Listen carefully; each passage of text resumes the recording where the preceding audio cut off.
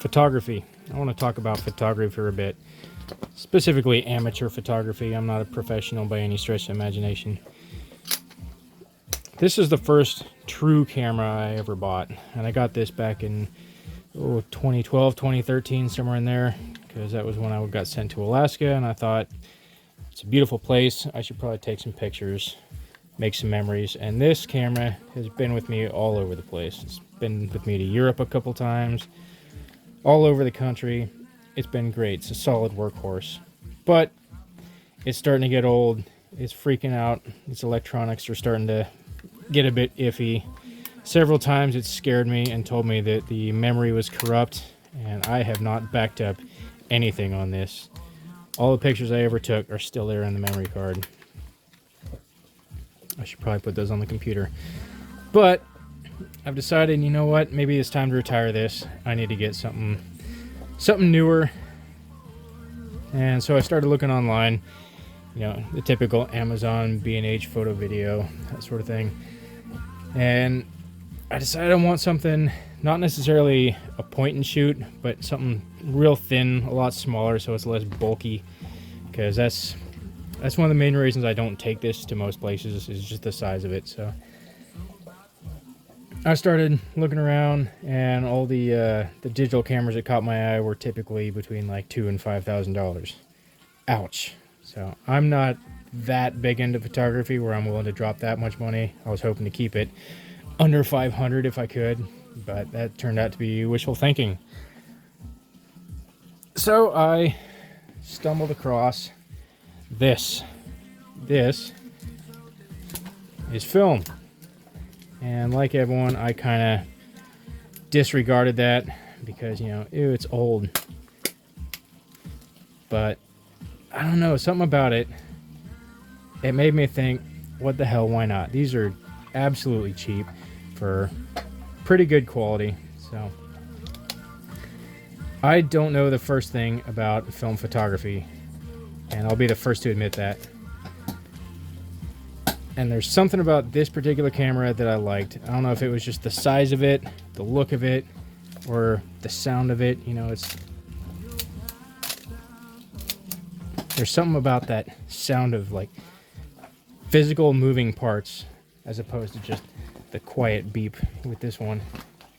So I thought, you know what? The hell, I'll give film a try. Why not?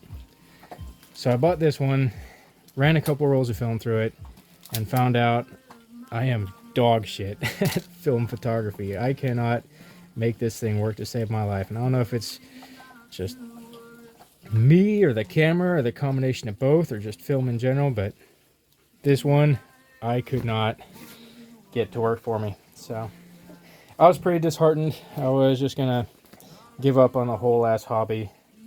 And then I was walking through a thrift store, and I came across this. A lot of you already know about the Kodak Hawkeye, but I'd never seen one in person, but I knew this from Fallout. And I'm a huge Fallout nerd, so when I saw that, I was like, oh my god, I need this. It was 20 bucks. And then I found out, holy crap, you can still get film for it. You can make these work. So I bought some film, ran it through one of these, and surprisingly, it takes great pictures. Now I say ran it through one of these because I dropped it and the bakelite just shattered. Tons of light leaks in there. The roll of film only lost one frame, which is pretty cool, but I was pretty heartbroken. My Fallout camera got broken. So I went back to a thrift store and bought the second one. They had two of them. And this one was like even better condition. It was in its box and everything. I'm real careful with this one. I love it. I've used this one a few times now. It's just so small, you know, you're walking around, no one really knows what it is, no one's bothering you, just bam, take a picture. One shutter speed and one knob. It's dead simple. Love me the Kodak Hawkeye. But again, I didn't really get this to replace this camera. This one was still my main guy. These were just kind of something to put on the shelf because I'm a big Fallout nerd. So I hadn't quite made up my mind on what I was going to do with camera. I was going back to looking at digital, and then I was at a flea market where I came across this one. Now this one is one of the most recognizable cameras ever made, the Argus C3. This one in particular is the Matchmatic. It's a little bit less common, but still, everyone knows the Argus C3, and I recognized it because this was the camera in Fallout 76. Yeah, so I had the Fallout 4 camera, Fallout 76 camera. I think they call it the ProSnap Deluxe. I needed to have it, but unfortunately this was sold as a set of cameras at the flea market, so I couldn't buy just this one. I had to buy a box of them. So that box included an ISO Flash Rapid from AFCA, this here Brownie Holiday,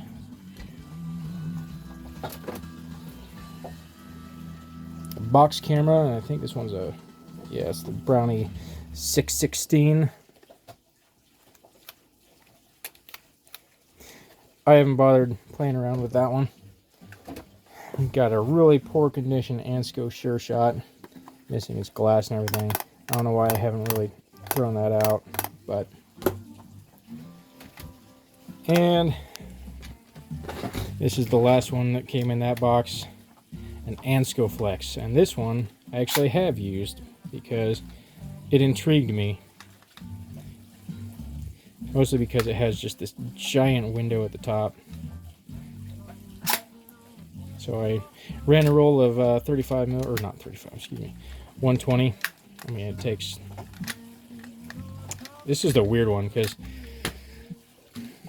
like your Brownie and most 120 or 620 cameras, as is the case with this 620, you just like roll on the next one until you see it in here. This one has this strange ratcheting mechanism, very peculiar. So anyway, I got all of these just because I wanted this one. How much was it? $5. $5 for the lot. So I've gone to calling this my $1 Argus, and it's what I've been using in the Frugal Film Project for 2024. And this one, oh my god, it takes such good pictures. I broke the original lens. I have it here. I was a bit too rough with it. This isn't it.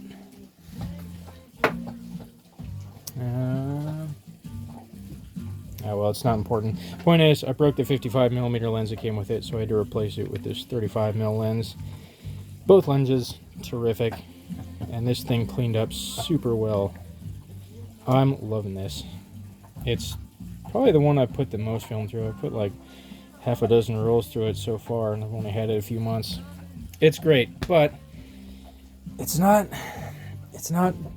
my go-to. It's not the one that I'm gonna need for, like, I don't know, going on trips or something. It's not my daily driver, so to speak. It's great, and I like it for the Frugal Film Project, but it's too big, it's a bit heavy, it's bulky, it looks gorgeous, but it's not what I'm looking for. So I decided enough with the whole flea markets and thrift stores. I'm actually going to go online and start looking, and I decided that I really like the rangefinder style. So I'm going to start looking for rangefinders, and I quickly found out that I am not going to be getting a Leica, so I need to get something that's like a Leica. And that is when I started looking at the Russian rangefinders. This is a Zorky 6. This was the first Russian rangefinder I found. I can't wind it on or anything like that because it's got film in it, because as you can tell from the strap, this is one of my dailies, and this thing is amazing. This isn't the original lens it came with. It came with an Industar, but I had this one worked on. I actually got this one had the Industar, but I heard nothing but great things about this Jupiter 8 lens.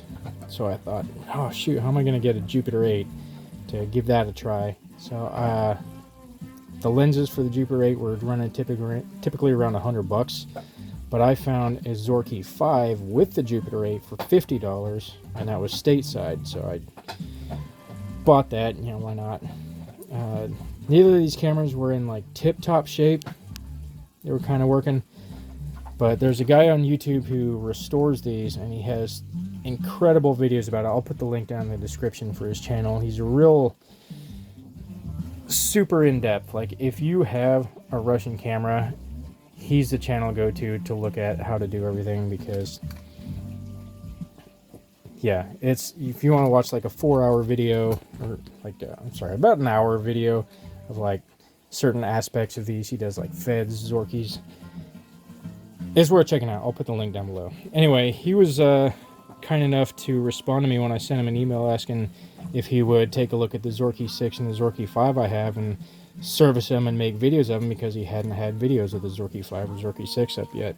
And he agreed, so I sent them over to him in Romania. And you may have noticed I've only been showing the Zorky 6, and that's because the Zorky 5 was in a bit worse state of disrepair, to the point where it wasn't really worth putting the effort in to service it. So instead, the absolute legend that he is, he made me this custom Zorky 4, black with this beautiful white striping on it, another Jupiter 8 lens. Look how wide these things open. They're just insane. Again, I can't open the film door on this one because, you know, I got film in it because I'm using it, and I love it. Look at the detail work he did on this. And the videos for these are on his channel. These exact cameras, you can check the serial number and everything. He does great work. I mean, just look at that. I love these. Is it as good as the Leica? No, probably not. But I've definitely been stopped to talk about these. The only downside was because I had to send these to the other side of the country, and or not the other side of the country, the other side of the planet. It left me without a camera, and I had a wedding I wanted to go to and take some pictures of. So before I even sent these off, I was looking at a replacement. That's a Fed 2. Everyone's tried a Fed 2 who's ever played with Russian rangefinders. This one, real solid. I mean, what is there to say? It's a Fed 2. It's going to work. I bought this one from Fedka. If you're interested in getting a Russian rangefinder here in the U.S., Fedka.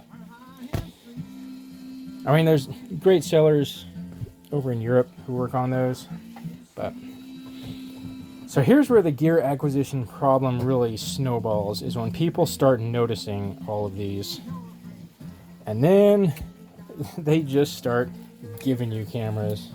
This one was given to me by my dad. He says that him and his friends used to go out in Death Valley and take pictures back in like the 70s. And by the end of the trip, his was the only one that was working. He said this one's a real tank, and I believe him. Haven't had a chance to run any film through it, but I'm sure it's still working great. And then my mom also saw I was looking at cameras, and she got me this Nikomat that her uncle bought her when she was going to college. And look at the size of that viewfinder in there, all the way from back here. I think it's massive. And yeah, this thing's probably been sitting in a cabinet for 25 years, and would you believe it, the battery in here for the light meter is still working. It's one of those old Mercury style types. So anyway, that is basically almost it. There was one last camera I wanted to get. I want something smaller so that I can put it in the pocket of the motorcycle, like the motorcycle jacket, and go around just in case. So I found this little compact guy. This is a Fed Micron 2. I bought this one on eBay. It was like $100. I got this one because it's pretty small. It'll fit in the motorcycle pocket. But when I got it, it was just in such perfect condition. This thing looks like it was never taken out of the box. And I just can't bring myself to take this out on the road and risk scratching it or damaging it. I think this has film in it. Yep, it do. So this one, I think I'm just gonna have this as like a car camera, you know, glove box sort of thing. Maybe when that new Rolly comes out, I wouldn't be so upset about damaging a new camera and getting it all scuffed up. But this one, I mean, just look at that USSR stamp, all cockeyed a little, a little bit tweaked to the side. Oh, that's such a Soviet Union thing to do, but I like this one too. And because it's in such good condition, I can't really subject it to the abuse of daily life. I especially don't want to do it to this one, but it's also so good that I don't want to put it on the shelf either. Like, it functions so well. I can't relegate this one to just be like a display piece. It has to work. Like, it would be more of a tragedy not to use that one. This one is just mint from the factory. So, what's my go-to camera? Well, you already saw it. Had the straps on it. It's a Zorky 6, the Industar, or I'm sorry, the Jupiter 8 lens. Actually, this was the lens that came with it, that Industar. So yeah, gear acquisition syndrome. Sometimes you don't really try to. You get like one or two cameras that you're kind of interested in, you're not really sure what. So it went from digital camera, needed to get replaced. Tried to go into the film section and ended up with this AV1. Didn't really like it, bit too bulky, I couldn't take good pictures with it. Tried again with this one because of video games. Realized that the rangefinder is fantastic and I like it. And then went to the Russian rangefinders because they're in my budget and they work really well. I mean, they're just built so tough. I mean, it's gonna sound like copium from like anyone that has a Leica, but I mean, shit. Even the Leica guys know that those are pretty overpriced for what they are, and that these will do 80% of what a Leica does. Let's see. Oh. I don't have any filament. Oh, and there we go.